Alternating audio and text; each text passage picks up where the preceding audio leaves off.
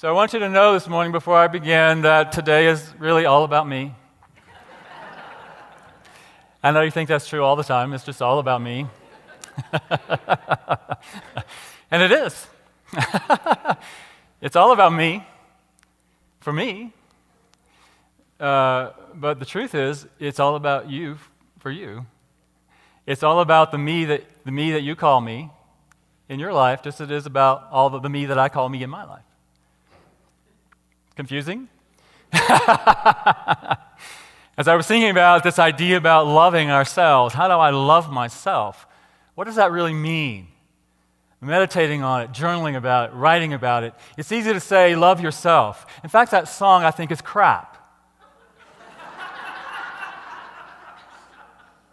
Because it says it's easy.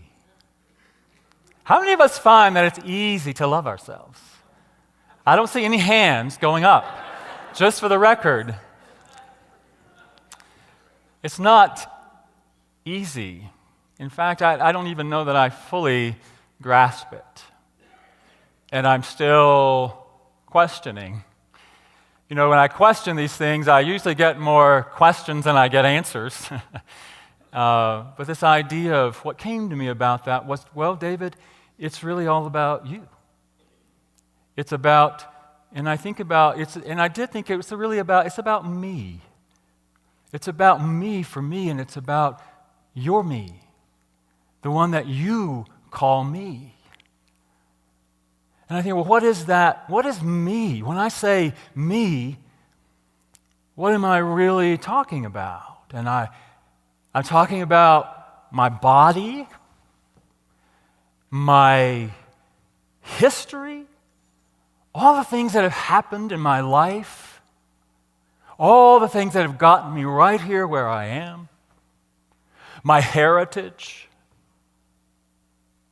my religion, the religion I was brought up in, my hopes, my dreams, my preferences, my desires.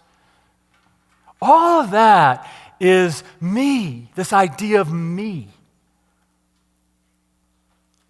And that idea of me, all of that, is like this huge field of energy, vibrational energy. I talked about that a couple weeks ago, about how life is consciousness.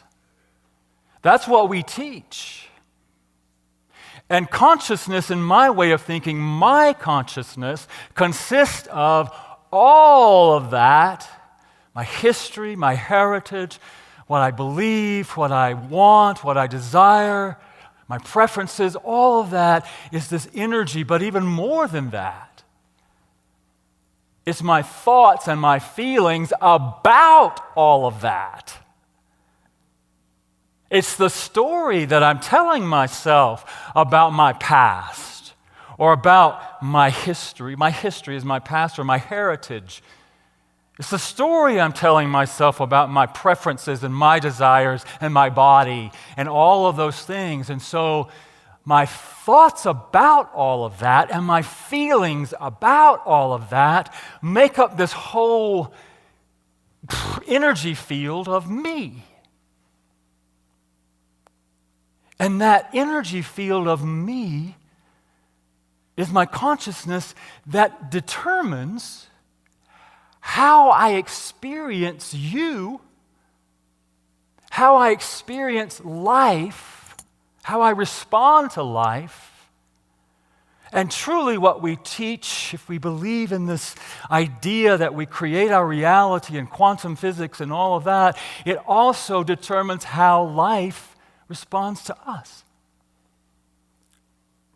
So in short, it really is how I respond to life and how life responds to me.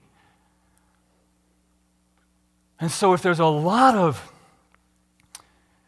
judgment and condemnation and criticism and guilt and blame and all of these ideas about my history, about resenting other people or blaming myself or guilt about myself and the things I did or the things I didn't do and my family of origin and what awful people they were and whatever that is, that is my consciousness. That is me.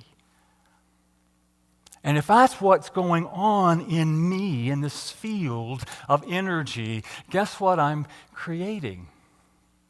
And guess how I'm responding to you and to my family and to ideas about my past and my past religion and all of that. So that's my idea of it's really all about me. And my me is unique, just as your me is unique. We don't have the same experiences. Even if we did have the same experiences, we probably wouldn't have the same ideas or beliefs or thoughts about those experiences. How many of you grew up in a family where your experience of growing up was totally different from your siblings? You know? You experienced much of the same thing, but you certainly don't remember it the same way. So we have it's unique. And the other part of that I realized this week is that I can never really know your me. I can never really know you in your me because I'm seeing you through my me. Right?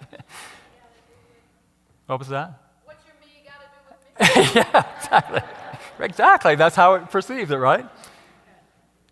So, if we've got all this stuff going on, I was reminded of Eckhart Tolle's book, The Power of Now. What you got? That's your interpretation. That's exactly right. You are exactly right. It's my interpretation. It is always my interpretation. And it's always your interpretation. Right? It's always about your me and my me. And sometimes that conflicts. But back to Eckhart Tolle. He tells his story in the beginning of Power of Now where he says he was so miserable in his life. Everything was going wrong in his life. Everything was bad, and he hated his job. He hated his life. And so he finally got to this place when he said, I just can't live with myself any longer. I can't live with myself any longer. It's sort of a strange idea. Is there a me and myself? Is there a me, myself, and I? How many of me are there? So what does that mean? I think, and then he goes on in the book to talk about this ego idea. Which, I'm just going to tell you my bias about that is I'm doing my best to stop using that word. Because I think there's a lot of energy associated with that word that it has become the new thought Satan. It has become the new thought Satan for many of us. That it's as if there's this energy or this entity that is somehow out to get us all the time. It's out to trip us up all the time. And we've got to be aware of the ego. Got to be watching out all the time. And that's just, I cannot deal with that. That's too much stress.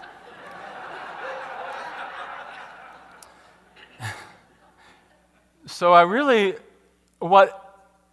reframing that for myself in that what somebody might call the ego, I'm really terming this whole idea of me, because it's not outside of me. And it's not scary, unless I let it be scary. It's not something that's out to get me. Yet it's there. It's there for all of us. All of us. And what we do with that is what is the key. Are we loving all of that? And that's where the transformation happens. I talked a couple of weeks ago, too, about having this holy shift. This holy shift, and what I mean by that is if I'm resonating, vibrating with all this negativity, all of this criticism, all of this judgment, I've got all of this going on, That's how I'm going to meet you with all of this going on. That's how the universe is going to respond to me with all of this going on. If that's what I want, that's fine, but that's not what I want. And I'm doubting that's what you want. So how do we transform that? Again, it's energy. It's the energy of thought. It's the energy of feeling. It's the energy of emotion, all of that. It's the energy of memory. And what is memory but thought? And so it's not about killing it or getting rid of it, because energy doesn't die anyway. We know that. It's all energy. But we can transform it. We can transform the energy that I call me. I can transform that. And that is what I want to really focus on, is that we have the power. We are the power to transform that energy that I call me, or that you call me. And it happens through the power of love. I talked about this last week too, but it just irritates me when somebody says, just love yourself. What? Just love yourself? Well, what does that really mean? When you talk about love, really, what does that mean? And I think what we teach, well, Charles Fillmore, has this 12 powers, that we have these powers, these abilities within us. And they are aspects of our true self, our Christed self, our true light, that we can use those powers. We can direct those powers. Again, it's sort of a nebulous idea in some ways. But I think that it is important for us to claim that it is a power that we possess, for one. But it's also a consciousness, it's a decision, it's a choice that we make, and that we can take action that embodies love. So I want to give you share this visual with you that came to me about this idea of love. So maybe you will find it helpful. Maybe you will find it too woo-woo, I don't know. Probably not, I know most of you.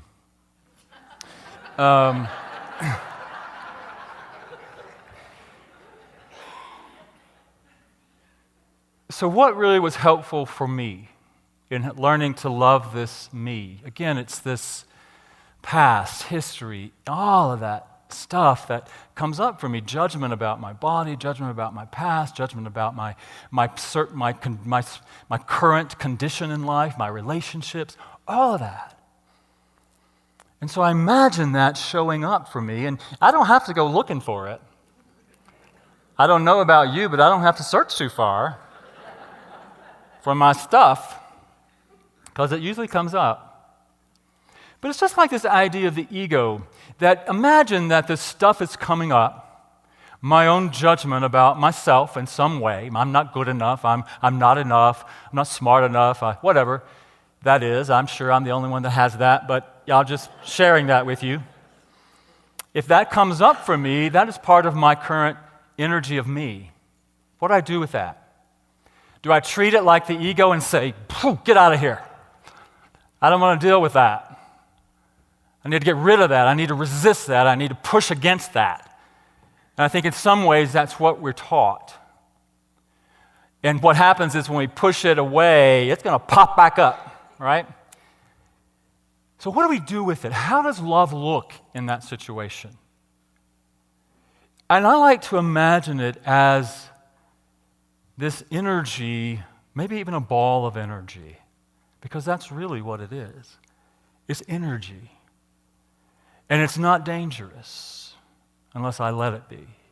It is energy. It's my thought. And I can try to ignore it. I can try to push it away.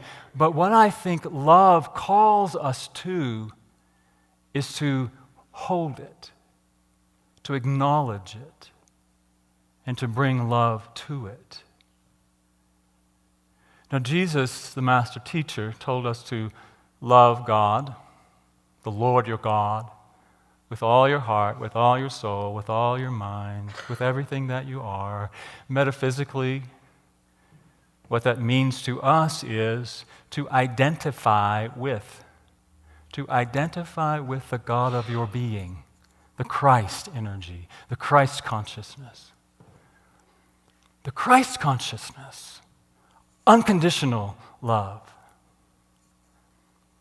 And then from that, it progresses.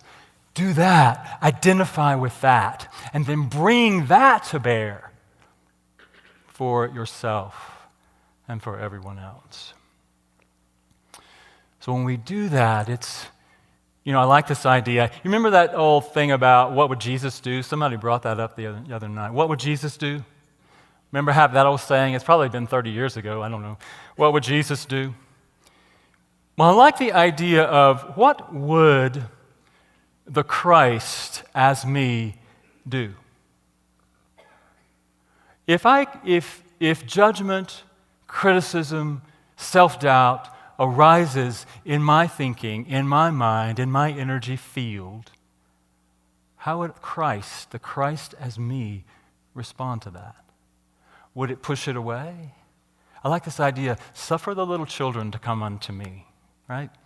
Suffer that little children, that innocence. But my judgment, I'm getting off track. My judgment, I hold it. I acknowledge it. I look at it. It's showing up for me. I'm aware of it. I come to a place when I can, it's like, okay, here it is, this energy of judgment. I see it. I acknowledge it. It's present for me. What do I do with it? And I like this idea, this imagery of connecting with that energy of love right there in our hearts. Imagine that it too is an energy, which it is. And we have the power through thought, through intention, to direct that energy of love. So imagine, if you will, extending that energy of love out to fully embrace the energy of doubt, the energy of worry, the energy of criticism, the energy of guilt, whatever that shows up as, unforgiveness. It's just energy. And the power of love can transform that energy. Now, imagine that you're extending that energy out and just enfolding that heavier energy. And allow the power of love to transform it. You're not ignoring it. You're not pretending that it doesn't exist. You're not pushing it away, but you're meeting it with acceptance. It is. It is. I'm not going to resist it. And I'm going to bring the power of love to it. And what I want to say about that too is that at some point, I'm not saying it's going to happen immediately or magically or instantaneously, although it can. I believe it can transform in a moment, in an instant, in the twinkling of an eye, as Scripture might say. It doesn't always happen that way. Sometimes it'll show up again. It may not be as heavy the next time. Again, we bring love to it and awareness to it and surround it in love. So that's one way that we love the energy that is me. The energy that is me. But we have to acknowledge it first. And on a more physical level, is acknowledging when we are not treating ourselves with kindness and compassion and empathy. How many of us criticize ourselves? How many of us talk negatively to ourselves? Ken was sharing with me this morning before service that when he was in marriage counseling, he said I could share this, so I'm not betraying any confidence. That his therapist said, if I had a friend who treated me the way you treat yourself, we would not even be friends. How many of us can really own that for ourselves? Are we not kind to ourselves? Do we tell ourselves negative things? And do we treat ourselves well? I think it's important to treat ourselves as if we truly are the beloved, which we are. Our own beloved. This idea, I started playing around with falling in love with myself, but I like the idea, I know some of you think I already am, but I like the idea of being in love in myself, or being in love in me. So if I go back to this idea of me, this field of energy, this field of thought and belief and emotion that contains my past and all of that, which we all have, how can I choose to be in the energy of love in that? And again, it's not always easy. But I want to go back to remind you of what I shared about the holy shift. Self-awareness is the S, really being honest with, and honesty is the H, being honest with ourselves about what's going on, not ignoring it, not pushing it away, but really being honest with ourselves. He is here. The I is setting a clear intention to shift it, to be love, to choose love, to choose the vibration of love, and to take action that allows us to do something with it. Maybe using that imagery that I shared with you about transforming energy. And then S-H-I-F, fun. Man, I forget to have fun sometimes. Have fun with it. Enjoy yourself. Do something that's fun for you. Take a walk, go to a movie, whatever. Do something that's fun for you. Treat yourself well. And then trust is the last. S-H-I-F-T, trust. Trust that it happens. Trust that you can shift energy. Trust that love is the harmonizing power. The power of love that you all possess. We all possess the power of love. Can we use it? Do we use it intentionally? And trust that it happens. Shift happens, right? So,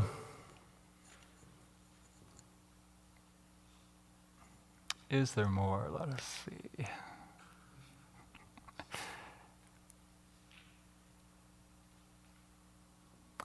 Just one closing is that I do believe that our relationship with ourselves, which is also kind of a strange, idea that we have a relationship with ourselves, but we have a relationship with this thing that we call me through our awareness, is the most essential relationship that any of us has, because it affects everything. Everything. As I said, what I am resonating with is how I respond to life and how life responds to me. And so, care for ourselves and our own energy, this that I call me, is essential to us being able to experience life the way we want to experience it, and then to also create the life that we want to live. So it is all about me. It's all about my me.